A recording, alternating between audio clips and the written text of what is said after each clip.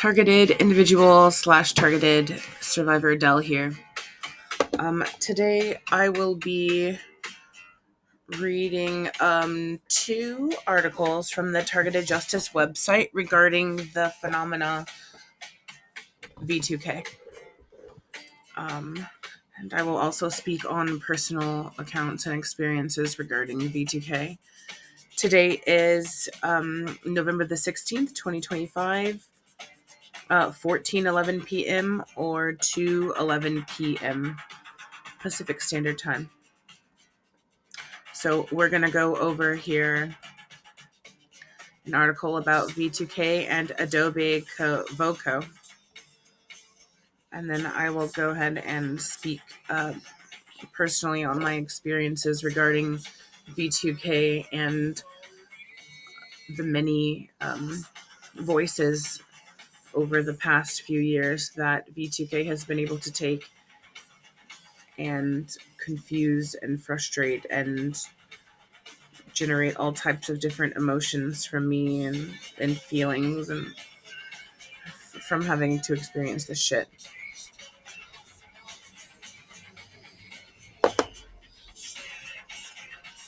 So we'll start here.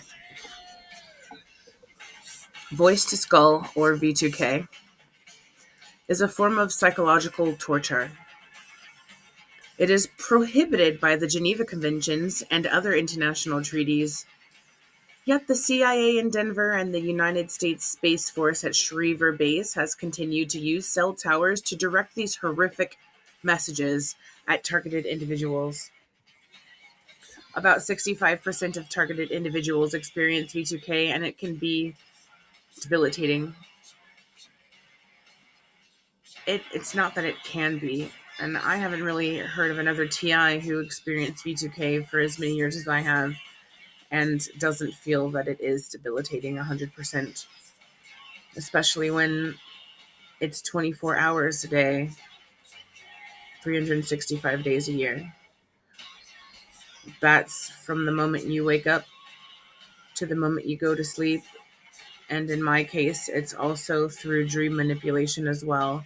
I do hear V2K as a lucid dreamer. Lucid, because I don't consider it lucid. I consider it them taking my, whatever part of my brain, putting it into their dream or think tank, and also speaking to me with V2K while I'm fucking dreaming. It's more than debilitating.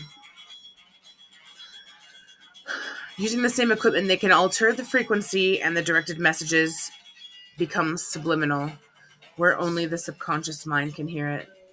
And maybe that's why my subconscious mind is so fucked up and I don't agree with anything that she thinks. Here's some tips. It's not your neighbors. Adobe V2K is a software program that can record and mimic anyone's voice. The voices you hear are usually generated by a computer. Although your neighbor's voice may have been recorded, what you hear is a computer-generated and directed through cell towers right into your head.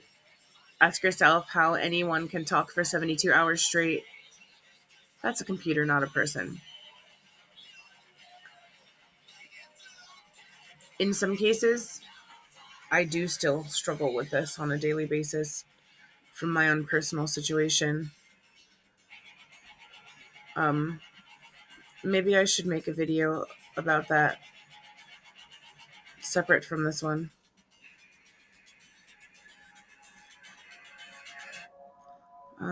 Here's a link to more information about the Adobe Project V2K software. From 2016, it's important to mention that this software can spookily generate new words using the speaker's own voice. All one has to do is simply type in the word or words that you would like to change or insert into the voiceover. The algorithm does the rest and makes it sound like the original speaker said those words. So they will record the people you care about, your family. They hit me with my own mother's voice, my brother's voice, my father's voice, my best friend's voice. They hit me with everything they possibly could. And for a while, it did confuse me because I will overthink, underthink myself into oblivion. And they know that. It's a trap. Don't fall into the trap of thinking that your neighbors own or operate microwave beam weapons with V2K capability. That is exactly what the CIA wants. Most of the people that operate and program the V2K voices are the handlers, live in Aurora, Colorado. They do not live on your street or in the apartment next to you. Now, I would like to say, and this is my opinion, this is not coming from the Targeted Justice website. Sometimes it is possible that the people you hear in your head are perps.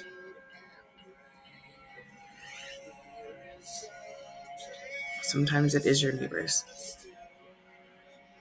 Perps, gang stalkers who have moved in next door to increase your targeting. Don't discount that very real possibility.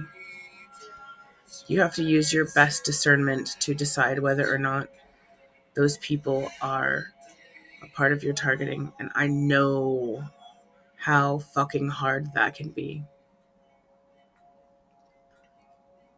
And I feel like it's very rare. It's extremely rare that the different voices in V2K are actually a part of your targeting. It is extremely rare. And in my case, unfortunately, I have come across one of those extremely rare situations. Extremely rare.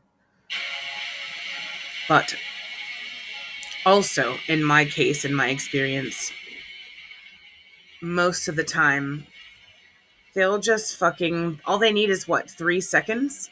All the AI needs is 3 seconds of you hearing someone's voice for them to record it and be able to replicate it. So please, before you go and decide that your neighbors or your family members or your best friends are a part of this shit, take a second, a couple minutes, however long you need. Write it out, think it out. It's so rare. It is extremely rare that these people are actually perps. And we continue. In August of 2022, police say that Stephen Marlowe shot and killed 4 people. 2 were grandparents that lived on one side of his house, and the 2 that lived on the other side were a mother and a teenage daughter. Marlowe believed that they were broadcasting microwave weapons and V2K at him. He was wrong, and now will spend the rest of his life in prison. This is the hot link to that article. Don't be like that guy. Don't do it. I can't tell you how many times I've thought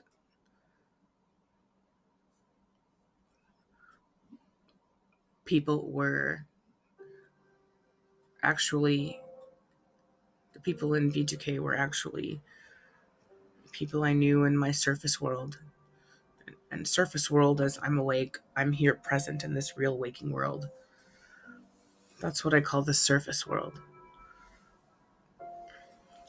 Just sometimes you can't trust yourself because they make it seem like your own self is untrustworthy. Just remember yourself and use your fucking basic deductive skills. And if you don't have that, write it the fuck down and talk to somebody about it. Do not go and fucking shoot people or whatever. Just don't do it. Do not do it.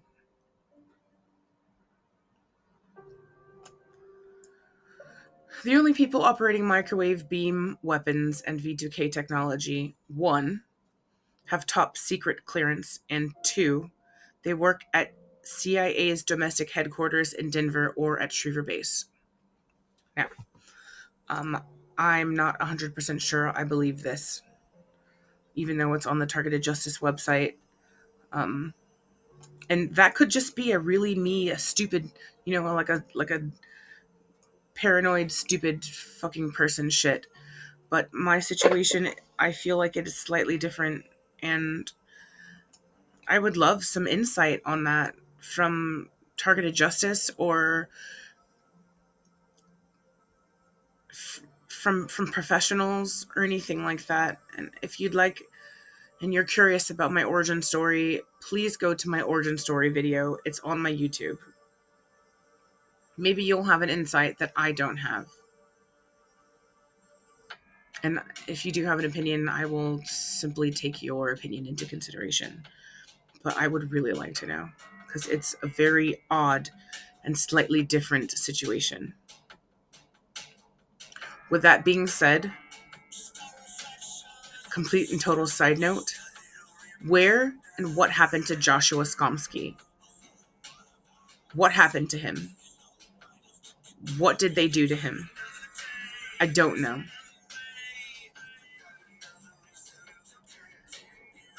CIA PSYOPs. So how did the CIA PSYOPs unit in Denver accomplish this? They recorded the phone voices of his neighbors, which he was familiar with, and then used Adobe Voco to mimic and broadcast the voices through cell towers. And we have them everywhere now since COVID. 5G towers everywhere in your neighborhood, at your kids' schools, at your hospitals, above your office, above your fucking grocery stores. They're everywhere. Marlowe simply assumed they had microwave beam weapons and V2K technology. After the murders, he walked through their houses and found no microwave weapons and no V2K devices. So don't fall for it. Your neighbors do not have microwave beam weapons or V2K technology. This is like 99 fucking percent true. Your neighbors might be involved in gang stalking. Your neighbors might mock you or say suspicious things, but they do not own or operate microwave beam weapons or V2K. For some reason, I'm getting a lot of intense body pings to confirm these statements here. It is so generally fuck their opinions and fuck what they're saying through body pings. Don't kill your fucking neighbors. Ignore the V2K as best you can. I know how difficult that is. The CIA criminals will always lie to you. If it seems like something is truthful, it's just a setup for another lie. And trust me on that. They will lie to you in the short term to prepare you for some bullshit for the future. Trust. Especially you over-under roller coaster thinkers. That's the end of this article, but I do have one more. This is another article about V2K, and it's about whether or not a brain chip is required at this point in time. This was written in January 2025. So for all you old TIs, I imagine, yes, a brain chip was 100% required, whether it be into your ears or in, I don't know. And I once again invite all of you TIs from older generations. If you're older than millennials, I'm a millennial. Educate me. I would love to know.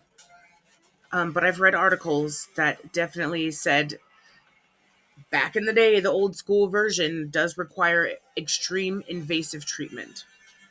I'm trying not to think Manchurian Candidate type shit, but, I, I have no idea. As a millennial, all they have to do is aim their fucking shit at my head. I already have, from the food and from the water and from the air, all of the metals, all of the nanomaterial, all of that shit. It's already in me and the FDA approves it. Once again, in case you did not catch that, the FDA has approved it. All they need to do is target your brain. Okay? So, as a somewhat newer TI, 5 years for me, invasive procedures like implanted chips are not necessary. Um, anyway, here, let's go and read this article. It looks like this was written on New Year's Day this year. Does V2K require a chip? No. V2K technology was first demonstrated in 1956 through 57 as documented. The first integrated circuit was invented back in 1958 by Jack Kilby at Texas Instruments, who created a simple circuit with 3 transistors. Now, I don't know about y'all, but Texas Instrument calculators were all the fucking rage when I was in school. They were the most complex, could perform the most complicated, what's the word I'm looking for? Problems. And that's what everyone wanted and coveted. So, shh. No, Lux. So, a nice fuck you for Texas Instruments. Here's a weapon, a hot link for satellite weapons. In 1957, Evelyn Waugh, one of the greatest novelists of the 20th century, details his real life experience being harassed and threatened in The Ordeal of Gilbert Penfold, which is this book here. Lux, hush! Lux! Stop it. Stop screaming, please. Waugh's book was published in July 1957. His accounts closely resemble today's gang stalking and V2K, or voice to skull, reports. In a letter of August 15th, 1957, Waugh stated that Mr. Penfold's experience were almost exactly to my own. The real-life events took place on a British ship at sea in 1956, and it is apparent that British intelligence was experimenting with technology on board the ship. Clearly, it did not require a chip or implant in the brain because chip technology did not exist at that time. Interesting. Modern IC chips are based on Robert Noyce's monolithic IC, first demonstrated in 1960, and would be more than a decade before IC would be developed that could demodulate microwave signals and emit a voice signal. I have a library subscription to the local libraries here, and I cannot find anything on being a TI, on the Frey effect, on microwave audio effect, on just really anything at all regarding being a TI. Nothing. So, if anyone wants to send me this book, Evelyn Waugh's The Ordeal of Gilbert Penfold, I would happily read it out loud to everyone. So consider that. I will give you my P.O. box. In 1961, Dr. Alan H. Frey was the first American to publish on the microwave auditory effect, or V2K. Frey's human auditory system response to modulated electromagnetic energy appeared in the Journal of Applied Physiology in 1961. And I would also love a copy of that. Voice to skull, or V2K technology, does not require a chip or integrated circuit to function. It never did.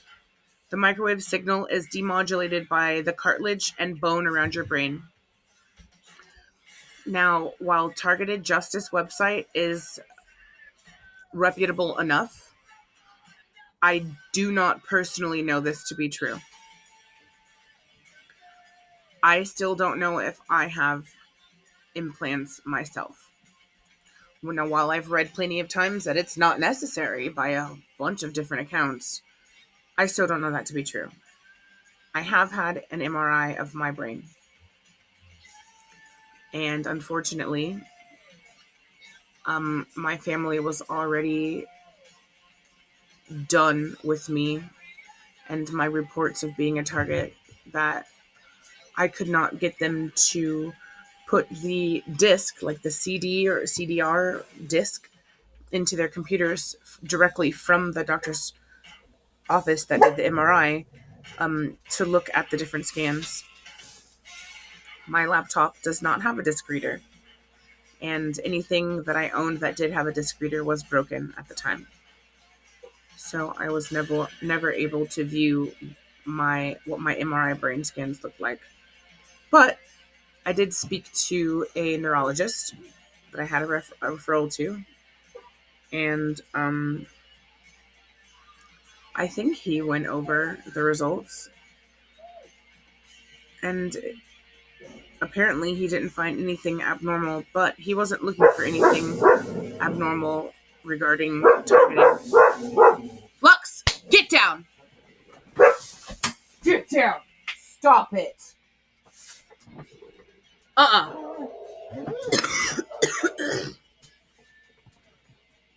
Stop. Sorry about that. So, I don't know. I don't even know where that disc is. And I even imagine from when that fucking MRI was taken sometime last time in the first quarter of 2024, that at this point, the readings from that disc to present are, to a person who knows what they're looking for, noticeably different. Highly likely. I would wager 100% they're different. Okay. Voice-to-skull technology demonstrated today by Shox headphones. These are Shox headphones. They look like bone conductor headphones or something like that. It does not require a chip in your brain. Anyone can use them on the bones in your face or your skull. The music and voice signal is automatically demodulated. The first generation of these headphones used ultrasonic sound that could not be heard at all by your ears.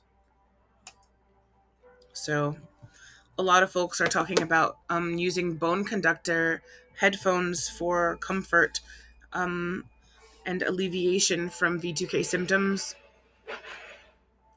I've had fucking bone conductor headphones, maybe not as good as Shox or, the high end. I had some from Amazon, and I don't recall, even though my memory is very flawed, I do not recall bone conductor headphones giving me much alleviation from V2K symptoms. But also, I'm anti-Bluetooth as well, and these headphones are Bluetooth. I'm one of those people that has an old iPhone, the last iPhone, that has the ability to have a jack plugged directly into the phone. So, anti-Bluetooth. Directly onto my head, at least. I still use every now and then like a Bluetooth speaker, but it's probably just as bad. Anyway, let's continue. Dr. James Lynn is a professor that wrote the textbook on V2K, auditory effects of microwave radiation. And according to his textbook, no implant is required for V2K. Also, if you're interested and willing, I would love this book written by Dr. James Lynn. Oh shit, do I have access to it right now? What is happening? What's happening? No, those are just the images in the article.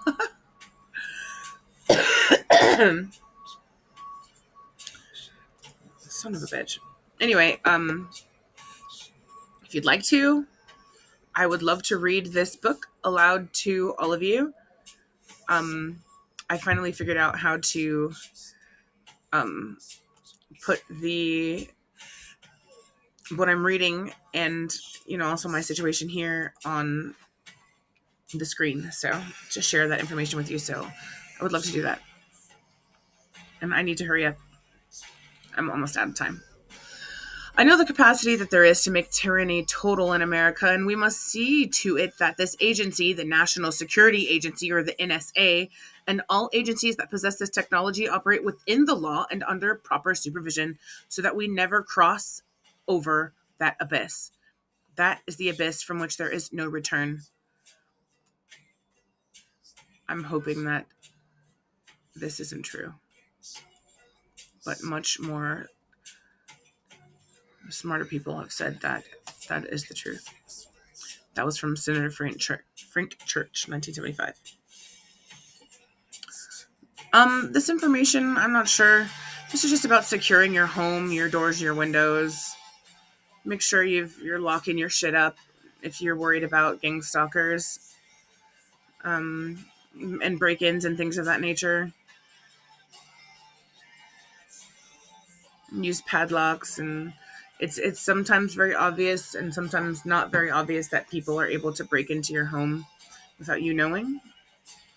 And while I have roommates, I know there's a slight increased difficulty in coming in without being noticed. However, I do like to take the precautions, lock my windows. Well, I kind of haven't been, honestly, since I've been here. I moved in the summer. It was really hot, and I wouldn't want my dog to be baking in this fucking little room, so.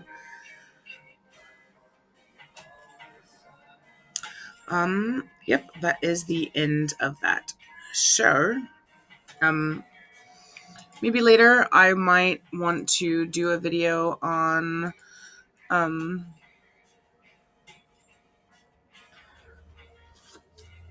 continue my reading of Transhuman Genocide. I think we'll be on chapter 6, the next reading. I'm not sure what chapter 6 is about. I suppose when I get there, you'll know when I do, unless you've already read the book. Otherwise, thank you for tuning in. Stay safe, stay up, and stay frosty. Peace.